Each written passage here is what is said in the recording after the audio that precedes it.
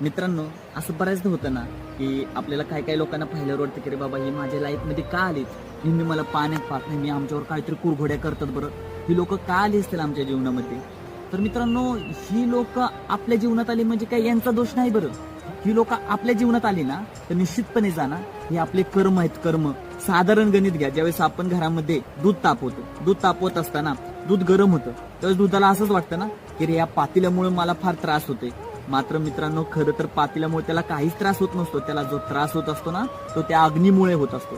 मग अगदी तसंच आपल्या सभोवताली जे आपल्याला कायम त्रास देणारी जी लोक आहेत ना, ती लोक म्हणजे ते पातील आहे. आणि आपल्याला जो त्रास होते ना तो त्रास त्या लोकांमुळे नाही होत बरं, तो त्रास ना आपल्या कर्मांमुळे होते. म्हणून मित्रांनो, निश्चिंत राहायचं आणि जे काही कर्म केलेले आहेत ते फेडण्याचा एकदम प्रांजळ मनाने प्रयत्न करायचा. आणि तसे भगवंत म्हणतात ना, कर्मण्ये वा अधिकार असते मा फलेषु कदाचन मा कर्मफल हे तुर्भो मा ते संगोस्त्व कर्मणी.